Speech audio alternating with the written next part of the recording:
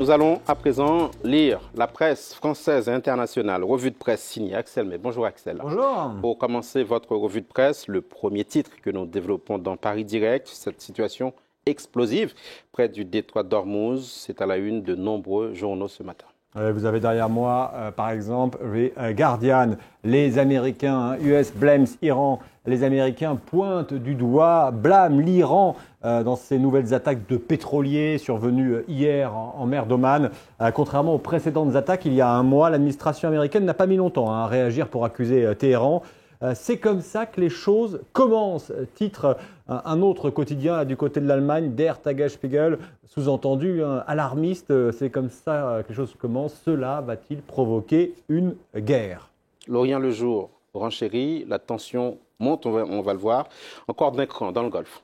Et les seuls arguments que Washington et ses alliés peuvent utiliser pour accuser ouvertement Téhéran, même s'il y a eu une vidéo dont on a parlé dans les journaux, eh bien, ces seuls arguments, estime L'Orient le jour, sont les menaces régulièrement avancées par les Iraniens et surtout les gardiens de la révolution de fermer le détroit d'Ormuz par lequel transite une grande partie des explorations mondiales de pétrole.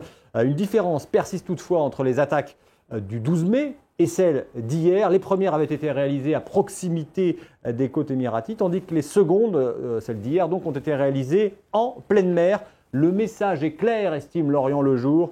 Tous les bâtiments passant dans le Golfe, tout pavillon confondu, qu'ils soient à quai ou en pleine mer, sont désormais susceptibles d'être attaqués. Alors, qui aurait intérêt à provoquer l'escalade dans la région ?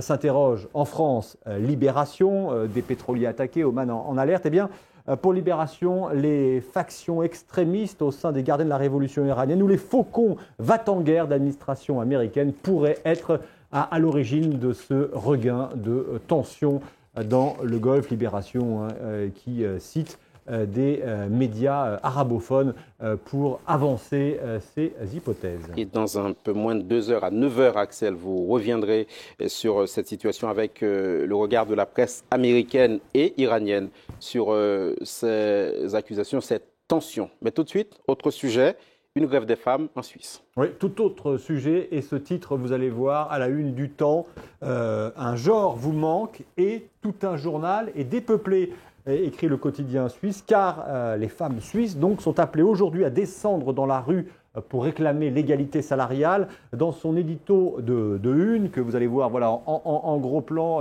qui s'appelle « Un numéro sans elles », les femmes, eh bien, dans son édito de une, le Temps poursuit la grève des femmes arrivant et nombre de femmes dans notre rédaction ayant annoncé qu'elles défileraient ce 14 juin. L'idée d'un journal qui vous raconterait leur absence est née par des vides, par du faux texte. Vous avez peut-être remarqué ce faux texte qui était sur la une du Temps. Eh bien, nous vous expliquerons, écrivent les journalistes de la rédaction helvétique, de page en page, combien de personnes travaillent. Et vous avez aussi noté la rédactrice en chef adjointe en grève. La rédaction en chef compte 2 rédacteurs en chef et 3 adjoints, dont une femme. C'est pourquoi cette une est incomplète et cet édito n'est pas signé. La correspondante à Genève du journal La Croix écrit, elle, « Les Suissesses sont violettes de colère ». 28 ans après la grande grève des femmes de 1991, la Suisse est à nouveau le théâtre d'une grève féministe nationale organisée par des dizaines de collectifs et le violet, couleur symbole des féministes, est hérité des suffragettes.